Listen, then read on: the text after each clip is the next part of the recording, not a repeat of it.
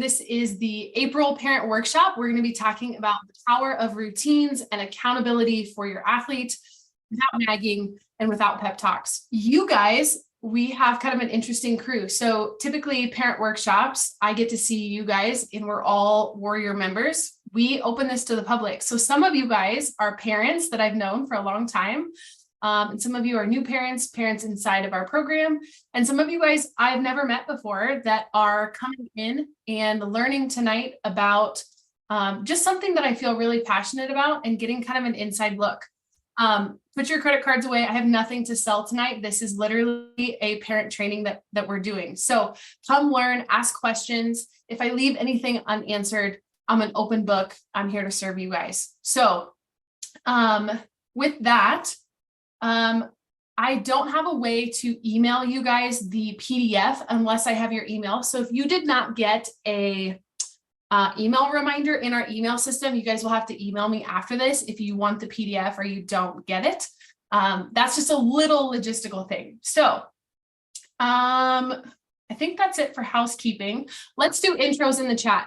Tell me your name, where you're from, and if your daughter is a fearless warrior, you can add what team she's on. Right now, we are currently in team 18 cohort, which is crazy to me. We've done 18 rounds of our mental skills training program. So I'm excited to see those pop out in the chat. And let me know where you guys are tuning in from, who you guys are. And then the cool thing is that we are about to wrap up team 18. So if your daughter is on team 18, next Sunday is our last call.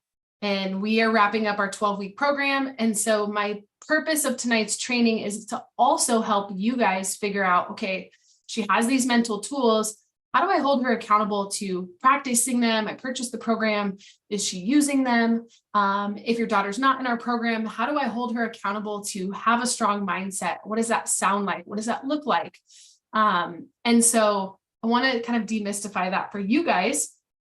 And then we will be opening up enrollment for our next group. So if you want more information on that, I can talk about that at the end. We have a waitlist link out there somewhere. If you want more information on the program, you will have to get your name on the waitlist.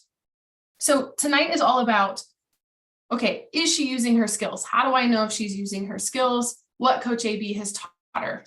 And I'm seeing a lot of you guys come in. I love it. I love it. And it might be helpful to have your daughter's ages as well. I see some of you guys putting those in there.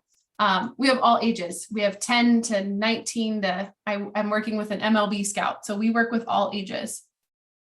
Cool. Okay. So my goal for you guys, I don't have a slideshow for tonight. It's been a while since I've done a parent training, but I want you guys to be able to take notes, and then we are going to save time at the end for Q&A. But my goal for you guys is by the end of this parent training, I want you guys to help guide your athlete with her mindset and her mental game without nagging her in a really, really simple way. And then the second thing is I want you to know which mental skills she's using, and then how can she take ownership without having her confidence hang on other people's opinions, coaches' opinions, mean comments, or just her performance. If her performance is up and down, how can you help her just know that she's taking ownership of her own mindset? Cool. Okay, so we have 14, 13, 11, 15, 12. Okay, cool. So my question for you guys is, what would it look like if your daughter had confidence? And a lot of the times it's this purple unicorn of, well, what is confidence and how do you teach it? And the way that I describe it is, if she's frustrated by a strikeout, frustration is okay. If she wasn't frustrated, we would be worried. So I want you guys to think about, well, how do I determine whether or not my daughter's confident? Is she bouncing back after mistakes? She's allowed to be frustrated, but does she bounce back? Some of you guys have said that even if she has a great game, she's hyper-focused on the one time she didn't get a hit or the one time she popped up. And she's focusing on the things that she's not doing right and has a really hard time focusing on the things that she did do right. You'll know when your daughter's confident even when she goes 1 for 3, she's focused on the things that she did right, or she has the ability to know what she needs to fix for next time. And that is also on the player PDF that I put together for you guys. And so how do you help her stop playing with a chip on her shoulder? You know, if she's playing to prove a coach that may or may not be giving her playing time, if she's trying to prove herself to her teammates, if she's trying to prove herself for you as mom or dad, you'll know when she's confident, when she's focused on herself and she's celebrating herself. And that's what I want for all of you guys. Even my warrior girls that have graduated. Some of your girls, I'm looking at Jen. I mean, Taylor graduated in 2020. I mean, she's been through the program multiple times. How do you know when your athlete is without a doubt owning her mindset, owning her skills? And I actually had this for later tonight, but the analogy that I want you guys to think about, and when I give you guys these analogies, anytime you hear an analogy from me, I want you to translate those and share those with your athlete. So one of the calls I had with an athlete, we talked about the analogy of driving a car. Even if your daughter is not driving yet, she'll understand this analogy. When you're driving a car, whether it's smooth sailing and smooth highways with scenic views and the radio's blaring and she's having a good time, AKA she's out there, she's having fun, smooth sailing, she's performing well. Or if it's rocky, maybe Midwesterners, you guys understand icy roads, we're gripping the steering wheel, we're nervous. Regardless, you have to hang on to the steering wheel. Just because things are going well and she's hitting well and she's pitching well does not mean that she can let go of the steering wheel. That's the analogy I like to use with mental performance. So when we're talking about using her mindset, using her self-talk, using visualization, using some of these skills and talking about it, don't feel like you can't talk about it when she's having success, and don't feel like you can't talk about it when she's in a slump, right? Regardless, I want you guys to keep your approach as parents the same.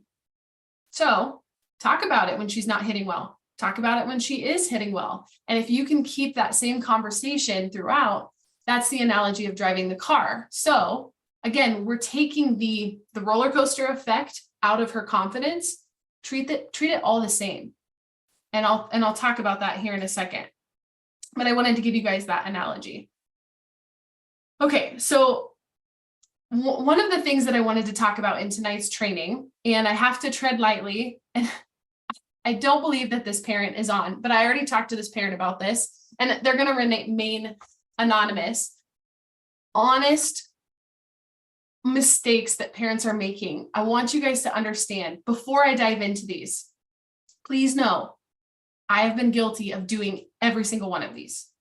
Every single one of these, I have made the mistake of either doing as a coach or even with my own kids. And my kids don't play intense sports yet, but I've been guilty of doing this. So when I talk about these mistakes, it's not to make you guys feel guilty. It's not to call you out and say, aha, I knew you were doing it wrong. It's just an opportunity to get you guys to think differently about how you're having these conversations with your daughter. So the first one is overpraising pep talks. This sounds like, you did good out there. You've got this. Smile out there. Relax. You're going to get it. And what happens is your daughter may have this response of puke, eye roll, yuck. Why are you telling me that I did good? I did horrible out there. I was trash, whatever the cool terms are, right? Not lit. And she's embarrassed, and all she can focus on is those negative things. And so an analogy that I could give you is my 2-year-old right now is obsessed with bananas. He wakes up first thing in the morning, he wants a banana.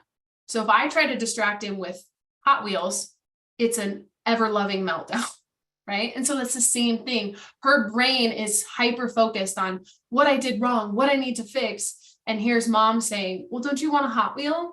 No, I want you to see, I'm frustrated, I'm feeling these big emotions, and you're totally ignoring what I'm saying and what I'm telling you. And so what I want you guys to start thinking about is, even if you saw her and she was successful or she had a great play, or you're seeing progress, we tend to praise attitude and effort. She's not ready to receive that until you meet her where she's at. She thinks, oh, your mom, You're a dad. You have to love me. You have to say these things. You have to praise me. And so when we're constantly reverting to praise, praise, praise, and making her feel good, no amount of praise will get her unstuck from that. It's going to make it worse. She has to own her own confidence. And please don't feel bad, because I've done this. You may not even realize that you've been doing this, but I want you to kind of listen. What's your gut reaction? Actually, this would be a really good exercise. I want you to just take a moment, and I'm going to be quiet so you can think and reflect. I want you to pretend like you're in the car. Your daughter just got done with a really frustrating game, and she's coming at you and she's telling you, Mom, I suck. What comes up for you? What's the first thing you would think to tell her? Write it down, or think and write it down. Mom, I suck. What's your first initial gut reaction to that?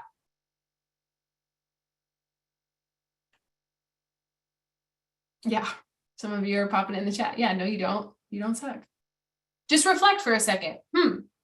What do I tell her in response to that? And you don't have to share in the chat if you don't want to.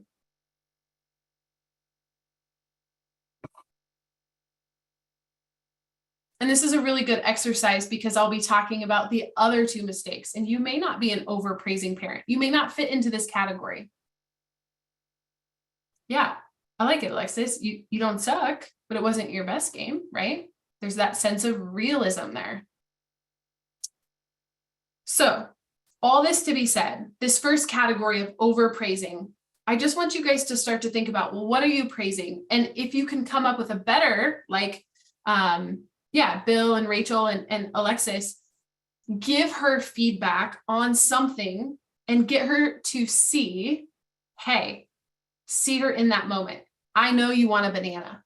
I know you want a hint. I know you want this. I see you. I understand. You're so frustrated. Think of it like a news anchor. I got this from a parenting course, actually. If you think like a news anchor, you're literally reporting what's happening in real time. You struck out and you're mad. That's all they need to hear, right? Of like, what are they telling you? You're interviewing somebody on the news. What are they telling you has happened? And literally newscast that back to them. Hey, this is what I'm hearing. And then you can move into that next conversation. Okay. Are you ready? Are you guys ready for the second one? This kind of makes me nervous because this is a brand new training and I feel like I'm calling you guys out. But again, I want to remind you, I've made all these mistakes. The second one is nagging and bribing. Nagging and bribing. This sounds like, go practice. You got to get your reps in. Go to the cages. Your dad and I spend a lot of money on softball. We just bought you a new bat. You need to earn it, right? We talk about how much we spend on our sport, and I get it. I know it's expensive, but as soon as you start talking about it, that's a dangerous game because now she's starting to associate the pressure of her performance with the money that you're spending and the resources and the evidence that you're giving her. One of the first athletes I ever coached, it breaks my heart to tell this story. And I know some of you guys have heard this story. There's a pitcher from Nebraska and she made it and she wanted to major in journalism and she went to the University of Maryland. She had made it. D1, baby. D1 pitcher. I made it. I'm going to Maryland. Maryland has an amazing journalism program. She got to Maryland her freshman year and everything came crashing down. She was from a very well-off family. She had access to every single hitting instructor, the best teams, the best pitching coaches. They drove an hour each way to go to a pitching instructor. And when she called me and told me that she was hanging up her cleats, she literally said to me, Coach, I had every resource available to me. What's wrong with me? Why do I still suck? So as much as you're saying these things of like, honey, you have all the tools you need. You can do this. You have all the physical training. You have the best instructors and blah, blah, blah, blah, blah. It's actually creating more pressure. And so I want you guys to be careful about how you're talking about those things with her. Even me, even mental performance.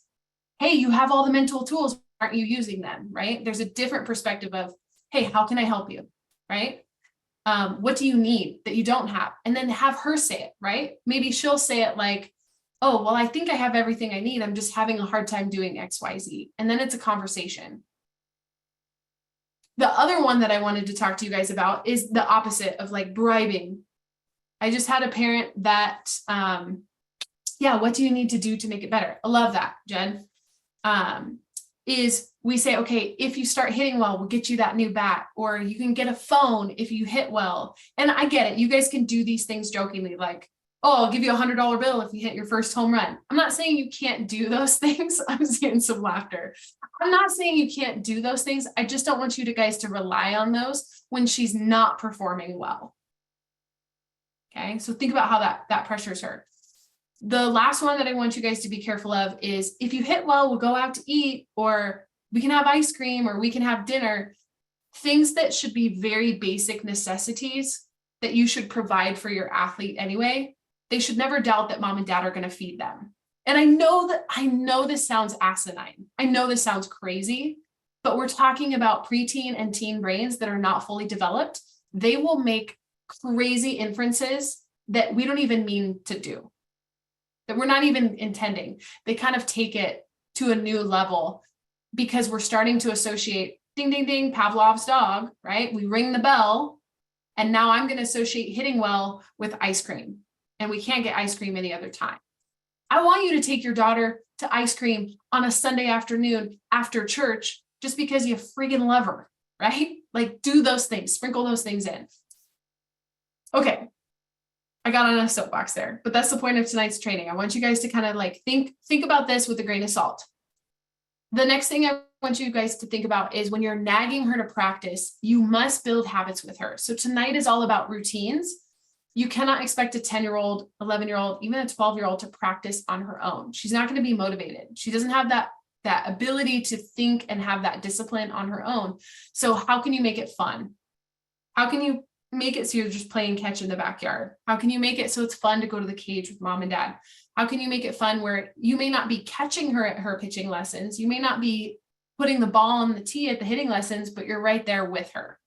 And starting to build those habits and routines with her. The same thing goes with her mental skills. So if she's doing my program or another program or reading a book or whatever resources you want to give her on the mental side of the game, if you're just setting it and forgetting it, she's not going to use it. And so ask her about it. Hey, tell me about visualization. Tell me about self-talk. Tell me about your grounding technique. Do you want to practice it? Do you want to tell me about it? Do you want me to try it?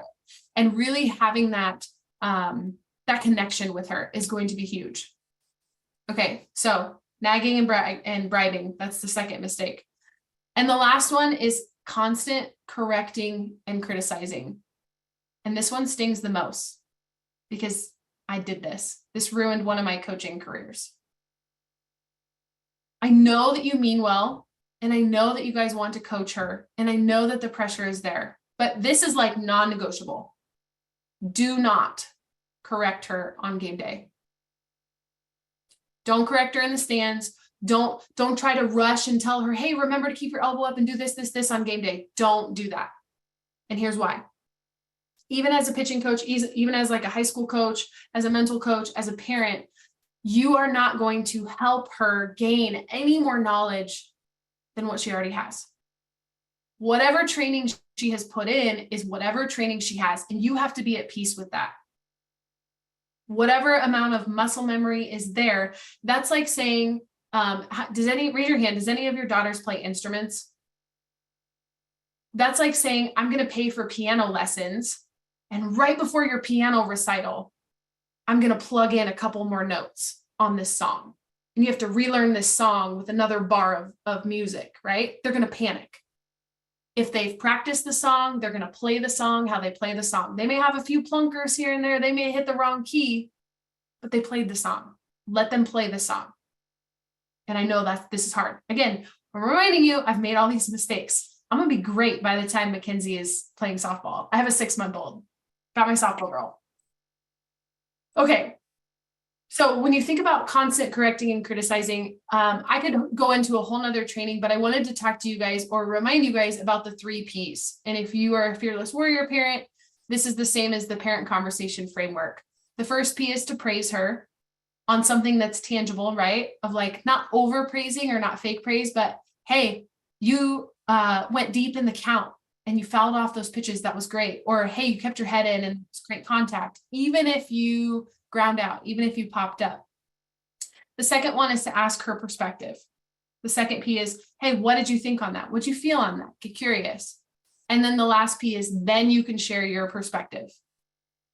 Then you can say, hey, what about this? Do you remember in pitching lessons, Coach Cassandra said this, right? Or, hey, I kind of noticed you were rolling your hands over. That's the last thing. And so there's a time and a place for correcting, but you have to ask them praise them first, ask them their perspective, then give them your perspective. This is a whole can of worms, but we make this mistake of immediately correcting after games. Give them that time and space. And if they don't want to talk about it, you can say, hey, I understand if you don't want to talk about tonight's game, but I'm here for you. And I do want to talk about it at some point.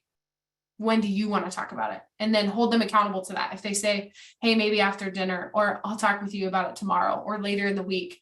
And then when, you're at the kitchen table, or you are going for ice cream on a Sunday afternoon and she's not in her uniform and she's not hot off the game, you can have those conversations and it will break down her walls. Another awesome tip. I can't remember who I heard this from, but it's a good one. It's stolen from somebody else. If you want your preteen or your teen to open up to you, do an activity where she doesn't have to look at you. Go for a drive, go for a walk, go for a bike ride, sit on the same side of the dinner table as her and be doing something else, and you will be amazed at how much they open up. And no phones. Has to be an activity where she doesn't have her phone. Okay, so now that we've gotten all that out of the way for the training, let's transition into training for routines. So how do you give her tools for mindset? Actually, before we dive into the second half of this, how are we doing? Questions, comments, thoughts. What has been your biggest so far in tonight's training? What's one thing that you're oh, I can't forget this. This is good. This is gold. I want to remember this. And you can unmute too. You guys don't have to just use the chat. What's your biggest oh, this is so good, Coach AB, you got me. Got to remember it. Yeah. The not having her make eye contact, because we have the best conversations in the car, and it's totally Taylor starting them, and it's a lot probably because she doesn't have to look at, she can choose to, but she doesn't have to look at me while we're driving down the road. And we have the best conversations on the way to games and practices and wherever else we're going in the car. So good. So good. I can imagine she's just we cracked her shell, Jen. No going back. Oh my gosh. Okay, so I don't know if it's Bill or Rachel or both. Overpraising. I want to make her feel good after a rough outing. She's not always ready for it. Yeah. Yeah, they know. They know, guys. They totally know.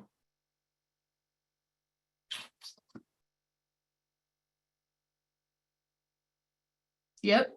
I love it. I love it, Charla. That's a hard one. It's so hard. You want to correct. I can't remember who it was. But I was talking with a catcher parent, and things like, oh, drop third strike, be ready for the drop third strike. Things like that actually pulls their attention away from the task at hand. It's almost, I know this is cringy, it's almost better to let them fail, because once they fail at that drop third strike, they'll remember it next time. But if we're constantly saying, hey, drop third strike, hey, bunt situation, hey, this, we're just pulling their attention into the stands, and then they'll never learn on their own. They're using us as a crutch. So hard. So hard. Need some. It's hard for me to be in the stands. Okay.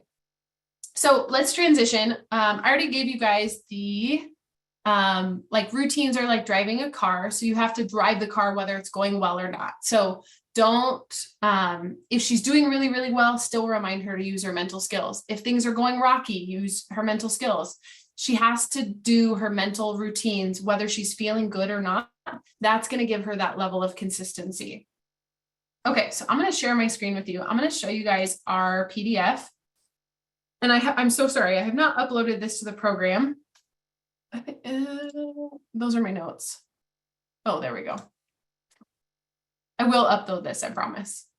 And then everyone that's on tonight's call will get this as well. This is something that you can print out and have your athlete use. And we're calling it the success checklist. And so what I wanted you guys to understand is sometimes the easiest thing is saying, hey, this is from Coach AB. She's a mental performance coach. Try this out, right? And with a little bit of guidance, you won't just be able to plop this down on her desk or the kitchen table and tell her, hey, fill this out. You may have to guide her a little bit. We have to be self-aware before you can control your performance. And that comes from Ken Ravizza. He's considered the pioneer of mental performance. If you guys want to Google Ken Ravizza, amazing videos. A lot of what all of us mental performance coaches teach is due to what Ken was teaching in the 90s. Okay, so let's talk about routines and holding your daughter accountable with mental skills. So some of you guys are like, yes, mental skills, let's go. We know what they are, how they work, and how we put it together. Some of you guys, you may be hearing this for the first time. So these are the 12, well, leadership and problem solving are missing, but those are like our final 2 modules. These are the 10 that we teach that we would consider to be mental skills that they're going to use pre-game, in-game, and post-game. So when we talk about mental skills, the cool thing about it is that she's not going to use all 10 of these. She's going to pick 1 or 2 that she really, really loves, she's going to latch onto. So knowing her support system, what's her identity beyond her sport? You're not your sport. We talk about identity pie. There's other pieces to the pie. You're a musician. You're a soccer player. You're a Christian. You're a sister. You're a daughter. Remembering your goals. So holding your athlete accountable. If she has a goal of making the all-star team, or she wants to make varsity as a freshman, you can hold her accountable to those and say, hey, remember your goals. You wanted this. What's it going to take to get there? Knowing your why is all about, why did you start playing softball in the first place? Because it was fun. Some of the girls' whys are, I want to play in college. And then that's going to dictate how hard they work or their dream, and really understanding that there's a bigger picture to this. And then we start moving into what I call the game skills. So self-talk, I teach a POP method. And so a lot of you guys, whether you've been on coaching calls or not, I think it's easy to reference these for your daughter and say, hey, like, what's your self-talk? Are you using your self-talk? Even if you're not in our programs, self-talk could be as simple as instructional self-talk.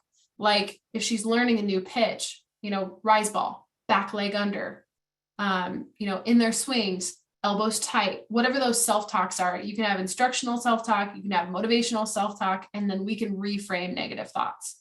Again, instead of trying to like coach her or pep talk her, you literally just get to say, hey, what's your self-talk? Are you using your self-talk? Are you using the POP method?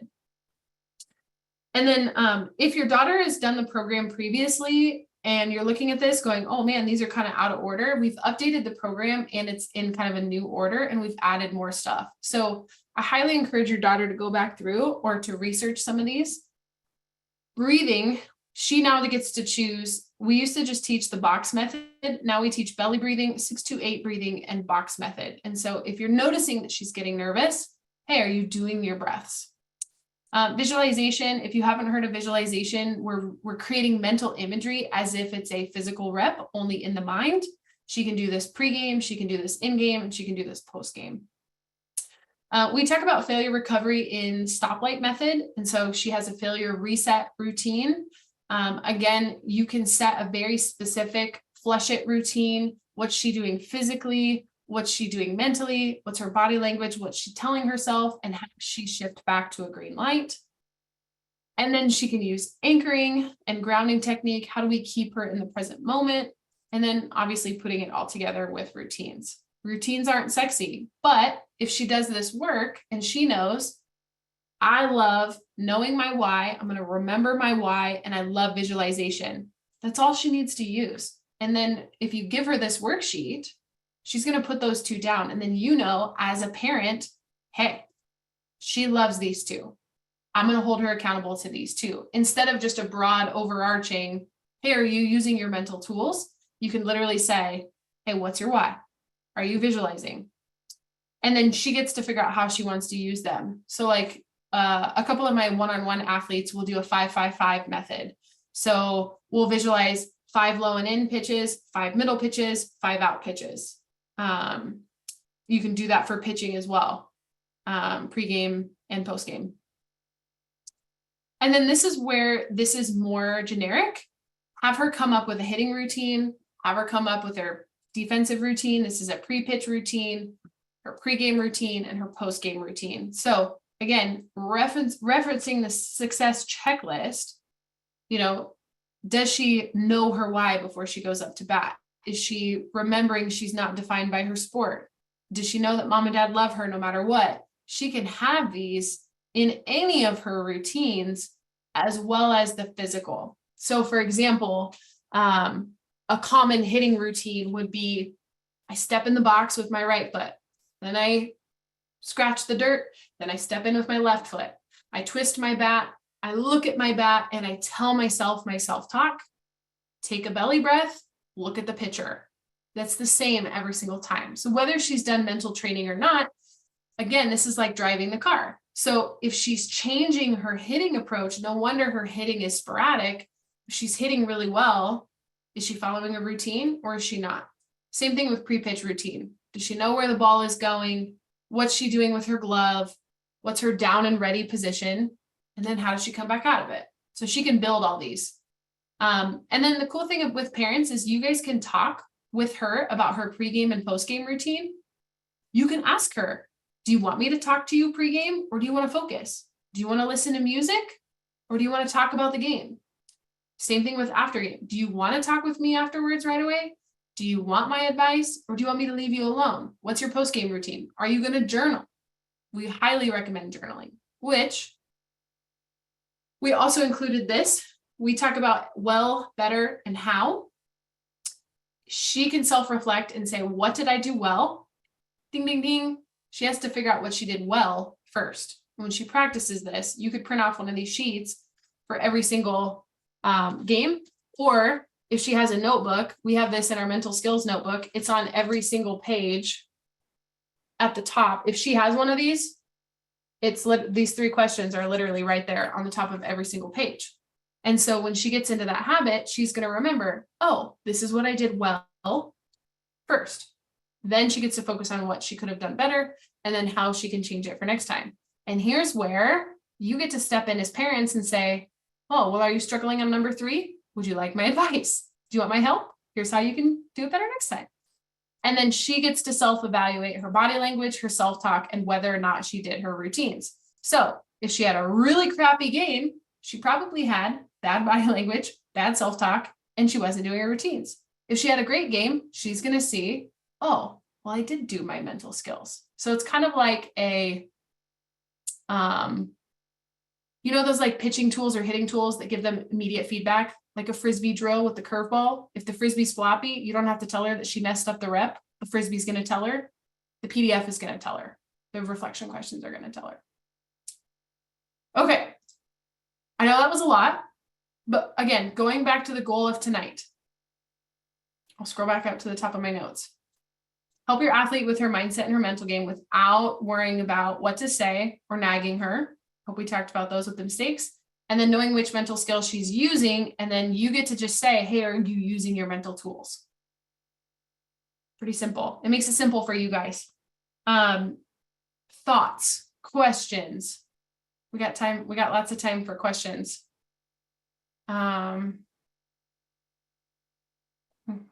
Yes. And if you guys want this PDF, I will email it out. But if you're not in our email system, trying to think of how we actually, if you didn't get an email reminder an hour prior to this, you're probably not in our email system and you won't get the PDF. So if you want me to email you the PDF, you can private message me on Zoom, your email, and I can send it to you.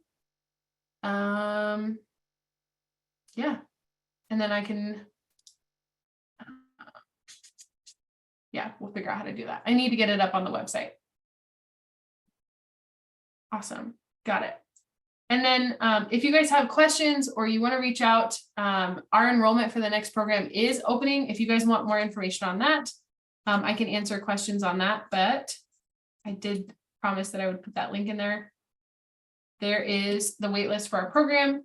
And again, this time is for you guys. So whether you're a warrior parent or not, I get to serve you guys for the next 20 minutes. So what's coming up for you guys? Or even an update. What's the latest with your warriors?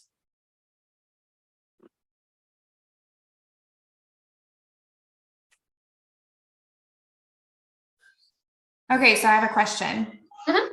So my daughter is 8. She's still in 8U. We're actually going to 10U in the fall. Awesome.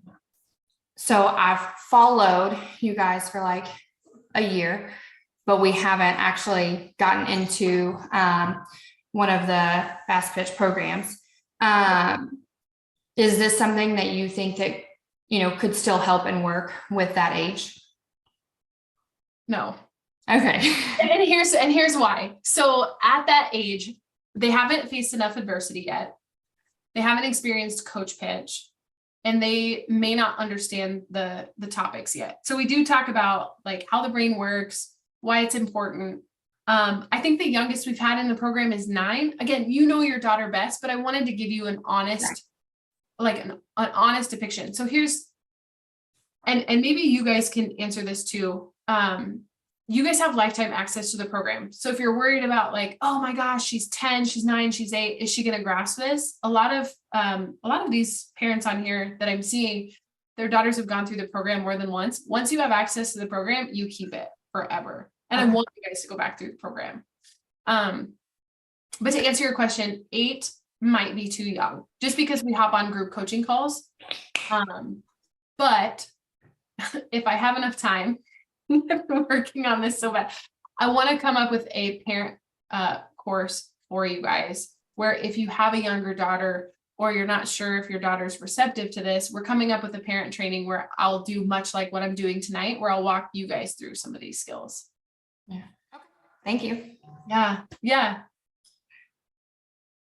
Okay. So Jamie, buying in on tools. I try to ask if you use visualization. She's like, Mom, that doesn't work. Okay. So first off, she's in season.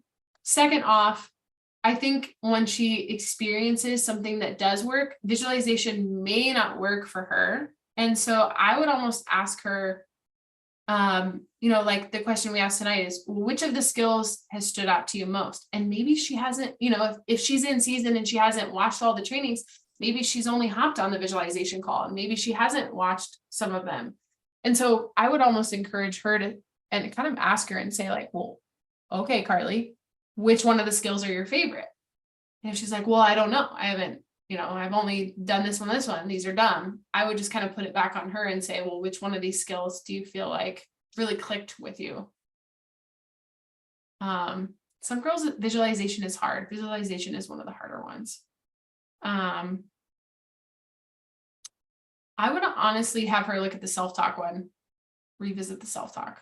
Because I think everyone could use self-talk on that, whether they admit it or not. They're so hard on themselves. I hope that helps, Jamie. Yeah, good. Good. What else?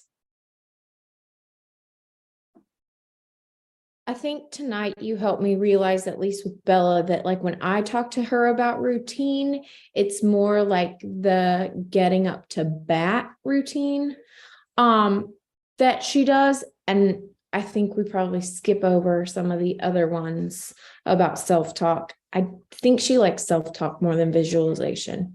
And for the mom with the 8-year-old, I think from another mom's standpoint, why 8 might be too young is because they don't have that negative self-talk yet.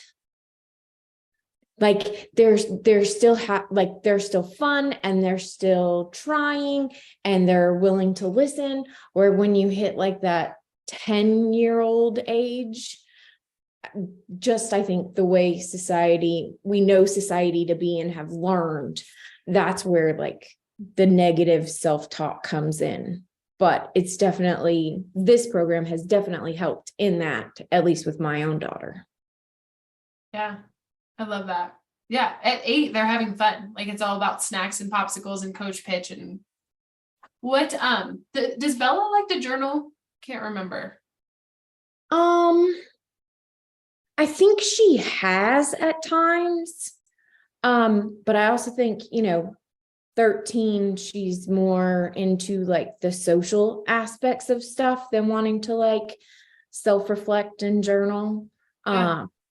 But I know she's got the notebook and stuff. So knowing that those questions are there, but on like in the actual notebook, I don't think I knew that. Yeah. I think one of the things that you could have Bella do when she's kind of either in a frustrating moment or she comes off a game, any sport, and she's like beating herself up and you're like, nothing I tell her is helping, go dump your thoughts on a page, girlfriend, and then come talk to me. Like spelling, don't care. I don't want to see it. I don't care. Just you're being kind of sassy with me, right? Like go whatever that is, right? Go pour your thoughts on a page. And then it's not the pressure of like, oh my gosh, I have to journal every single day and I have to do the 5-minute miracle morning routine and get my Zen on every morning or every night. It can be sporadic. The other thing is the note app on their phone. I've noticed that a lot of the girls, if you meet them where they're at, they have the note app on their phone. Open up the note app, you can voice memo your thoughts. Voice memo your thoughts. Just puke it onto your phone. And sometimes that helps too. Yeah. Yeah. And we've always talked like since doing the team 11, like, did you like, what was your win? What would you say your win was? Or like, if she asks this week on the call and you get picked, like, what was your win? They had a great middle school season. They went undefeated in league play. It was, but then she also plays rec and she's the oldest with a lot of, they removed the 12U age range. So everybody who was 10U jumped all the way up to 14U. And it's like, she struggles with some of the younger ages, but then they're the winningest 14U team in their, part of the rec league. And so it's been an interesting dynamic. Yeah. Yeah. And play curious. Like, okay, tell me more. Like, pour your heart out to me. What's frustrating about this, and help her navigate some of those things. She might open up. Yep. Yeah. What else? I get to hang out with you guys for as long as you guys need me. So we can keep rolling. I know sometimes some of the questions that I get are hard to explain, or you feel like you have to write a book. You guys are more than welcome to email me. I do get long emails if it's something that you're like, I don't know how to articulate this, and I don't know if I feel comfortable sharing this on a group Zoom. You guys can always email me as well, which I should probably put my email in here.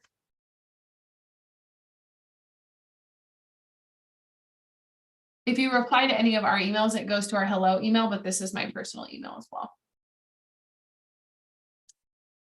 How else can I help?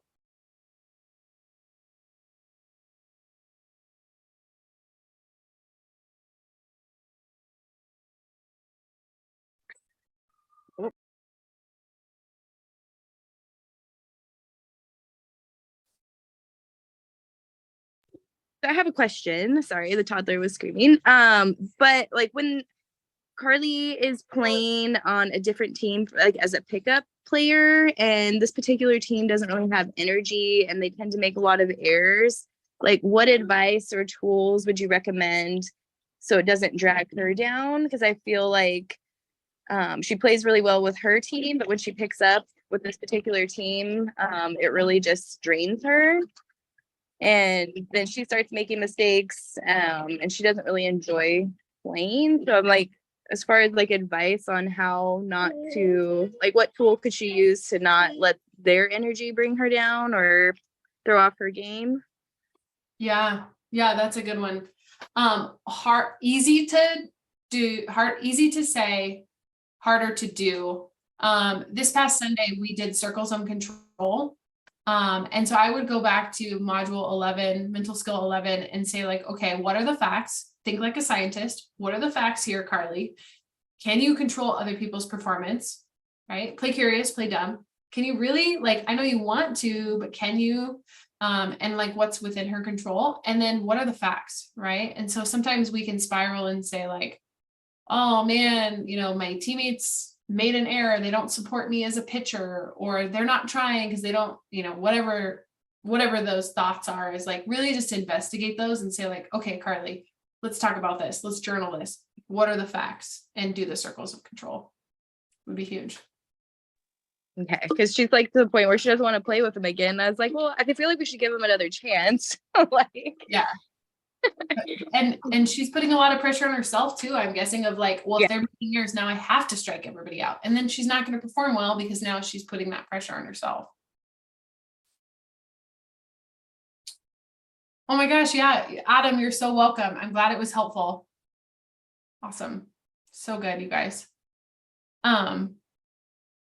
I'm like really bad about being quiet and not feeling dead space. So how about this? If you have a question, type it in the chat of like, I have a question.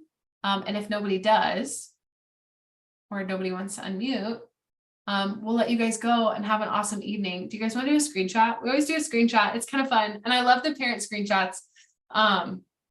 Just because we make the girls do screenshots and the girls think it's hilarious when you guys do some. So I don't know what we could be cool, right? This is cool. Mental strength, rock on. How about this? Do something that you know would embarrass your daughter. Like, yeah, wouldn't that be funny? Duck face, yeah, peace sign, throw it up. Okay, we're gonna do a parent screenshot. So if you guys want to join us, we have so much fun with the girls doing these. So screenshot is coming. All right, 3, 2, 1. Got it. You guys are awesome. Again, I really do appreciate your time. I know that we had a crazy mix of all different people, but it was so good to spend time with you guys tonight. And I hope that you took away some awesome nuggets, because I do appreciate the fact that you guys are here and you care about your daughter's mental health and are learning about this. It's growing. So yeah, thank you guys. All right. Have a good night. Thank you. Yep.